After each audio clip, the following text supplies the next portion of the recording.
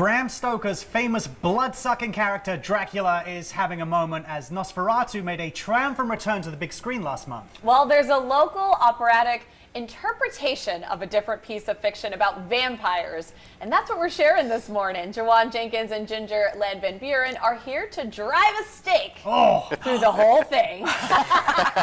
We had to go there. Good morning, guys. Good morning. Wonderful to have you in. So we're obviously really intrigued by Seven Sins So Deadly. So what is it and what is it based on?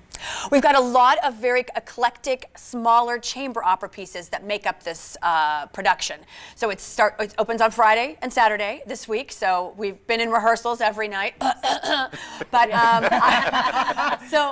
I'm doing this beautiful narration and soprano piece, which is all about my distinguished neighbor, the Count. Oh. It's a famous poem that's set to music by David Del Tredici. It's gorgeous. And then one of the other featured pieces in it is actually a Margaret Atwood piece written by her and Jake Heggie, which Jawan is singing. Yeah, so it's 8 songs and it's about a good 25 minutes. And the way that we're doing it in the production is that there'll be 1 to 2 songs and then we'll have another song come in and then 2 more songs and so forth. So we're kind of just blending it within the production. And he's singing songs for murdered sisters. Okay. So, you know, and Dracula hasn't murdered them, but he could have. Could have sucked some of their blood. We don't know how they all died, right? Something that, people hear the word opera and they think, they think about the classics. They hear like 3-4 hours of staged operatic works. This is much more contemporary. Is that what makes this production such a special, thing to showcase? Yes, definitely. And it's also a great introduction to opera. Since operas are 3 to 4 hours, right. Sometimes it can be pretty boring for someone who hasn't experienced it before. But I really do think that this production is one to see if you haven't been to an opera or if you have been to an opera. It's modern, it's in English, it's got a beautiful storyline. All of the pieces together are woven through, so it's just gonna take you on this journey. And it's if you don't like one piece, there's another one just around the corner. So just give it a second. Greatest hits. Yes. Yeah, exactly. It's beautiful. Well, it sounds really exciting. I mean, Vegas City Opera is actually celebrating 15 years, which is incredible. So I know, right? What has the impact been in the community? I was trying to count the other day. We have done over 100 free community concerts in those 15 years. That's free. Yeah. That's showing up. And don't forget that, because of the Nevada Arts Council and a lot of our wonderful donors, we make it possible for all students to have free tickets. Yes. So free tickets to any and all of our shows. So we've really been able to bring opera to an affordable and accessible, mostly in English way, here to our community. Wonderful. Obviously, the Seven Sins So Deadly is going on right now. You've got a couple of performances coming up with that.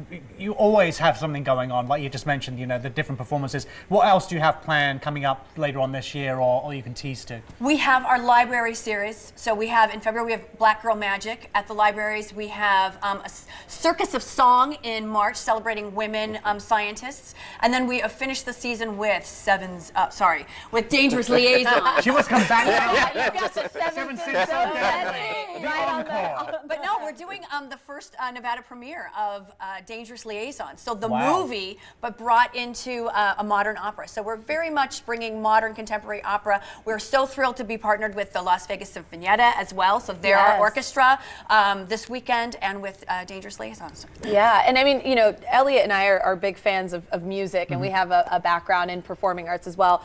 What goes into putting on a production like this? I know it's a lot of work.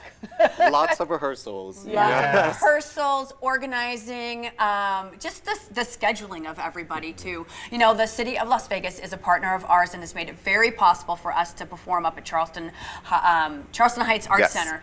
And it takes a team, really. So they've been wonderful up there and the community has embraced us. And I think being here in Vegas has given us the opportunity to do whatever we want with opera.